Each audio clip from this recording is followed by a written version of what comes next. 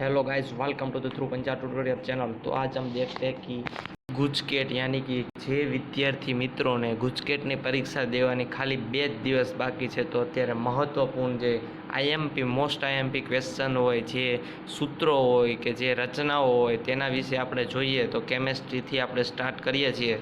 તો તમે જોઈ રહ્યા છો કે હેલો અલ્કેન એન્ડ હેલો અરેન આ ચેપ્ટરમાં જે પણ ઇમ્પોર્ટન્ટ છે તે અહીં જોઈ લો। ક્લોરોમેનોફિનોકોલ સોઇલ માઇક્રો ઓર્ગેનિઝમ છે જે ટાઇફોઇડ ફીવરમાં તેનો ઉપયોગ હોય છે। પછી આવે છે કે ક્લોરોક્વિનોન કે જેનો ઉપયોગ મેલેરિયા ટ્રીટમેન્ટમાં થાય છે ક્લોરોક્વિનોનનો। પછી છે કે एलिलिक हेलाइड એટલે કે જે પણ डबल बॉन्ड હોય, जो भी डबल बॉन्ड होता है उसके नियर वाले कार्बन पर हेलोजन ग्रुप लगा हुआ होता है तो उसको हम एलिलिक हेलाइड कहते हैं, यानी कि next to the double bond carbon.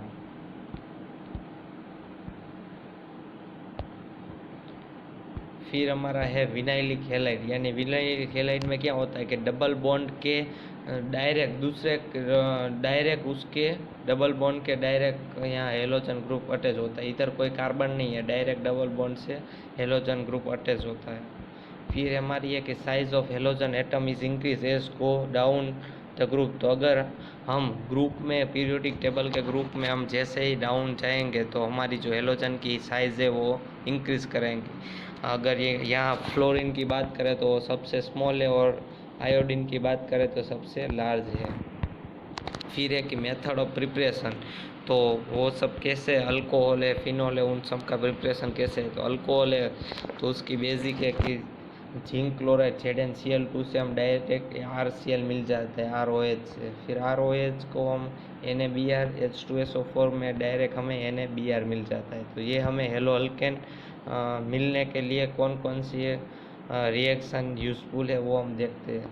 फिर ROH का PX3 है, PX5 है, तो उनसे हमें POCl3 मिलता है, RCl और HCl, और इसमें H3PO3 जो हमारा हाइपोबोरिक एसिड है, हाइपोथेटिक एसिड, वो मिलता है।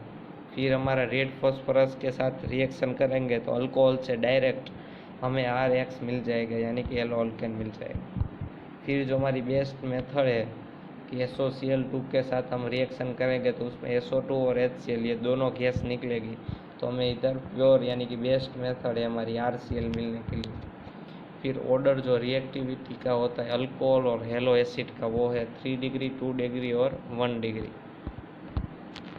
फिर अब रिएक्शन आ रही है तो बेंजीन वाली जो सब इम्पोर्टेंट रिएक्शन है, फर्स्ट है कि सेंडमेयर रिएक्शन। तो सेंडमेयर रिएक्शन में क्या होता है, तो जो NH2 है, जो अमीन ग्रुप है, वो डायरेक्ट हमारा हेलो अल्केन ग्रुप में चेंज हो जाता है।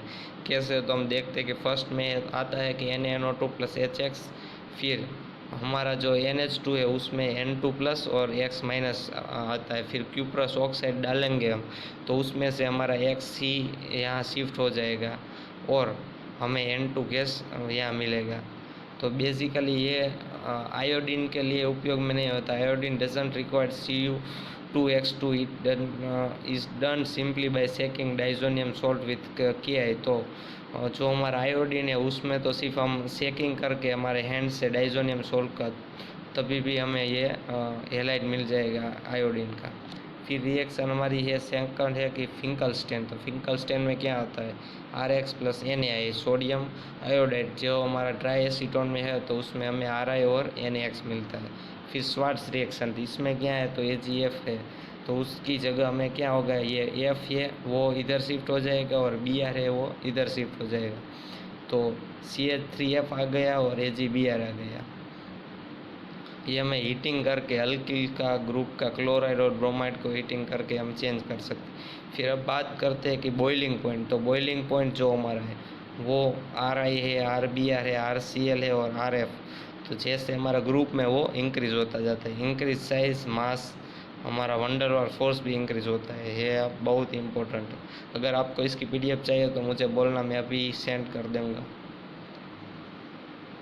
फिर आता है डेंसिटी।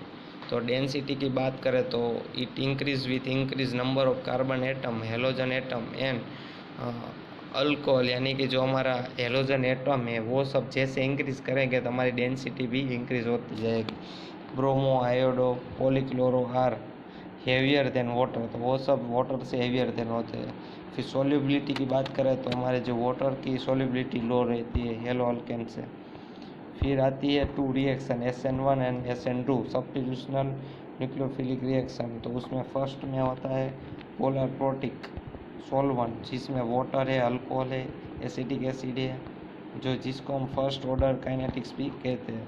इसमें बेसिकली क्या होता है, ये हमारी सबसे पहले सपोज ये हमारा CH3 डिग्री अल्कोहल है हेलाइड हमारा, तो उसका रिएक्शन OH के साथ करेंगे तो हमारा OH इधर रहेगा और X बाहर निकल जाएगा। ये 2 स्टेप की रिएक्शन है। फर्स्ट में हमारा यहाँ कार्बोकेटाइन मिलेगा हमें, और सेकंड में वो शिफ्ट होके हमें अल्कोहल मिल जाएगा। जबकि हमारी जो SN2 रिएक्शन है वो सिंगल स्टेप रिएक्शन है, और इसमें कोई भी इंटरमीडिएट नहीं होता है, डायरेक्ट हमारा OH ग्रुप इधर शिफ्ट हो जाएगा कार्बन पे, तो हमें इधर OH मिल जाएगा और Cl निकल के हमारे वो H के साथ रिएक्शन होगा और हमें HCl मिल जाएगा। अभी इधर देखते हैं कि कार्बोकेटाइन जो SN1 में वो है और सबसे ज़्यादा टर्शियरी में होता है, फिर सेकेंडरी, फिर प्राइमरी, और SN2 में उससे उल्टा होता है, उसमें स्टेरिक इंड्योरेंस आता है जिसका सबसे ज़्यादा होता है प्राइमरी का, टर्शियरी का सबसे लो। फिर आता है कि स्टेरिक इंड्योरेंस से फिर non chiral object super imposable mirror object, तो जो हमारा मिरर इमेज होता है उसको हम सुपर इम्पोजेबल होता है, और नॉन चिरल होता है यानी कि ग्लास, तो वो मिरर इमेज ऐसे है तो वो उसका ऐसे हो जाएगा।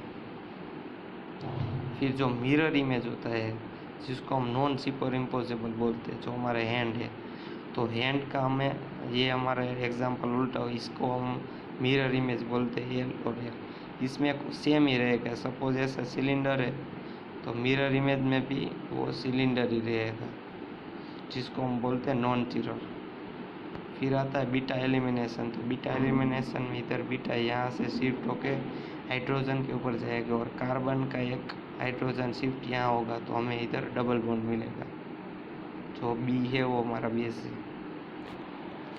फिर आता है कि रिएक्शन विथ मेटल, तो जो ग्रिग्नार्ड रिएजेंट होता है MgBr, ये जो ड्राई ईथर में होता है, उसको हमें कोवेलेंट बॉन्ड हाईली पोलर होते हैं, जो हमारा ऑर्गेनोमेटालिक कंपाउंड है, जिसमें क्या होता है कि कोई भी हेलाइड है, इधर Br है और ये Mg, तो यहाँ MgBr मिक्स हो जाएगा CH3MgBr।